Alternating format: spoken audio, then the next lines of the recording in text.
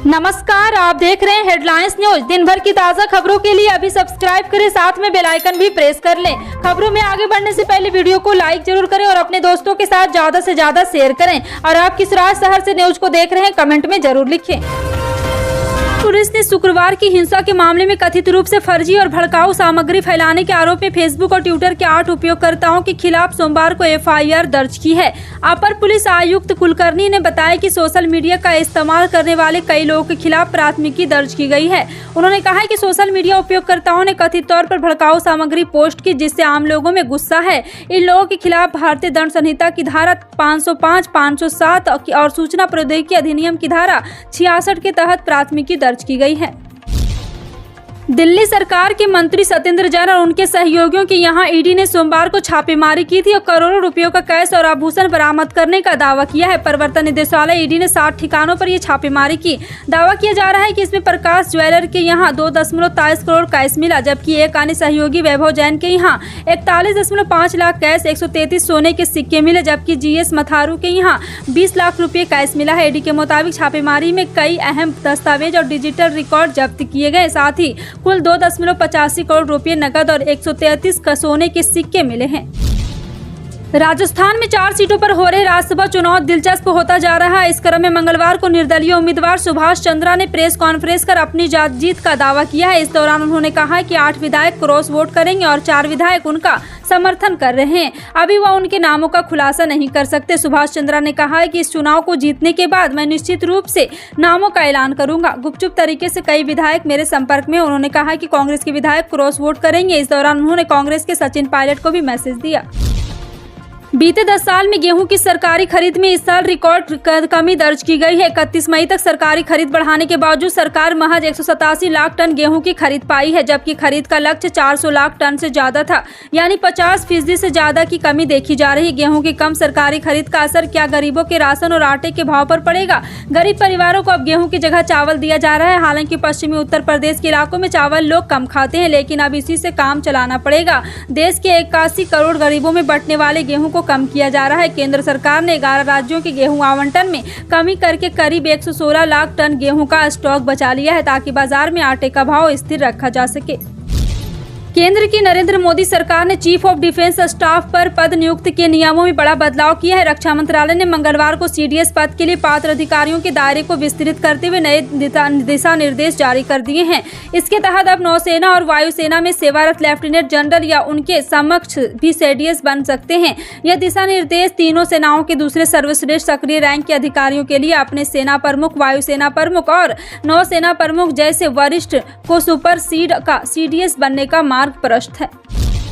भाजपा नेताओं की ओर से पैगंबर मोहम्मद पर की गई विवादास्पद टिप्पणी के बाद विवाद अब भी जारी है। भारत सरकार ने विभिन्न देशों का गुस्सा शांत करने की कोशिश करते हुए कहा है कि वे सभी धर्मों का सम्मान करते हैं, लेकिन कई देशों की नाराजगी अभी तक खत्म नहीं हुई है। भारतीय जनता पार्टी के नेताओं की पैगंबर मोहम्मद के खिलाफ विवादित टिप्पणी की निंदा करने की सूची में सोमवार को और भी देश शामिल हो गए। Iran, Iraq, Kuwait, Qatar, Saudi Arab, Oman, Iran, UAE और अफगानिस्तान विवादास्पद टिप्पणी को लेकर भारत के खिलाफ आधिकारिक विरोध कर रहे हैं। अमेरिका स्थित संस्थानों ने उनके पर्यावरणीय प्रदर्शन के लिए तय किए गए मानक के आधार पर 180 देशों की सूची में भारत को सबसे नीचे रखा है। Yale center for environmental law and policy और center for international earth science information network Columbia द्वारा हाल ही में प्रकाशित 2022 पर्यावरण प्रदर्शन सूचकांक में डेनमार्क सबसे ऊपर है। इसके बाद हाल के वर्षों में यूके और फिनलैंड ने ग्रीन हाउस गैस उत्सर्जन में कमी के लिए उच्च स्कोर अर्जित किया है। देश में बिजली की मांग समय के साथ बढ़ रही है, ऐसे में कोयले का उत्पादन भी बढ़ाए जाने की जरूरत है। यह बात ऊर्जा मंत्री आर.के. सिंह ने मंगलवार को कोयला संकट के मुद्दे पर प्रेस कॉन्फ्रेंस के दौरान कही। ऊर्जा मंत्री ने कहा है कि पिछले साल आज की तारीख में बिजली की डिमांड 40,000 मेगावाट थी, जो अब बढ़कर 45,000 मेगावाट पहुंच गई है।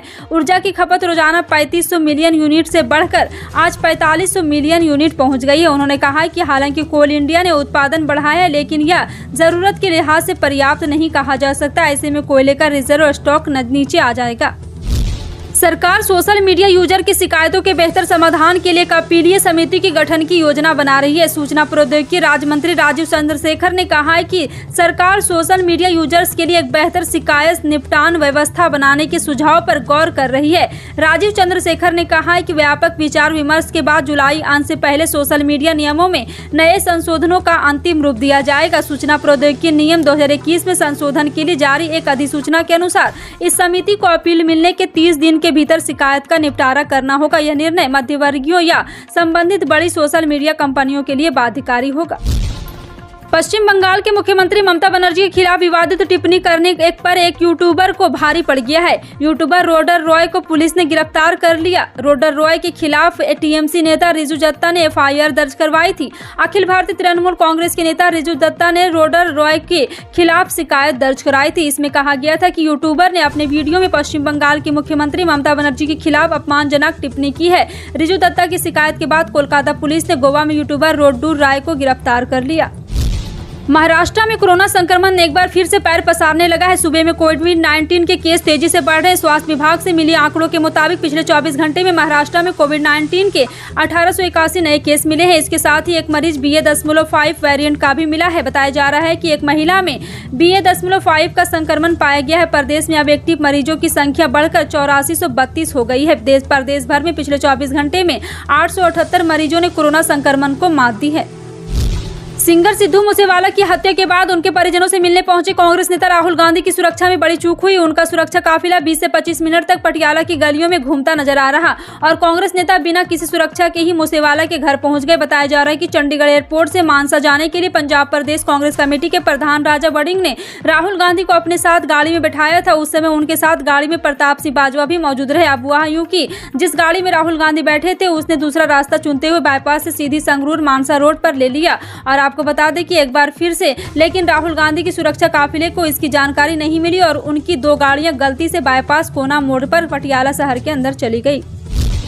कोरोना काल के खत्म होने के बाद अब देश में ज्यादा लोग रेल यात्रा कर रहे हैं। सीमित संख्या में यहां पे बर्थ होने की वजह से 2 कंफर्म टिकट मिलने में लोगों को भारी मुश्किलें पड़ रही थी। ऐसे में भारतीय रेल ने बड़ा फैसला लिया है। यात्रियों की सुविधा को ध्यान में रखते हुए रेलवे ने कई ट्रेनों में यात्री डिब्बे को लेकर के यात्री वाहन क्षमता बढ़ाने की, जिससे रेलवे की आय बढ़ेगी। उत्तर रेलवे ने प्रेस रिलीज जारी कर कहा है कि रेल यात्रियों की सुविधा के लिए रेलवे ने इन रेलगाड़ियों में अस्थायी रूप से अतिरिक्त डिब्बे लगाकर रेलगाड़ियों की यात्री वाहन क्षमता में वृद्धि करने का निर्णय लिया है। कर्नाटक में हिजाब पहनने का मामला खत्म होना नहीं दिख रहा है। इस मामले में हाई कोर्ट का फैसला देने के बाद भी मुस्लिम छात्राएं लगातार इसे मानने को तैयार नहीं है। अब उप्पीनंडी गवर्नमेंट फर्स्ट ग्रेड कॉलेज के प्रबंधन ने पिछले हफ्ते कक्षाओं के अंदर हिजाब पहनने की अनुमति की मांग को लेकर विरोध प्रदर्शन करने वाली 23 छात्राओं को निलंबित कर दिया है। पुत्तूर के भाजपा विधायक और कॉलेज विकास समिति के अध्यक्ष संजीव मातंदूर ने मंगलवार को बताया कि हिजाब पहनने को लेकर छात्रों ने प्रदर्शन किया था, इसलिए उन्हें को सस्पेंड कर दिया गया है।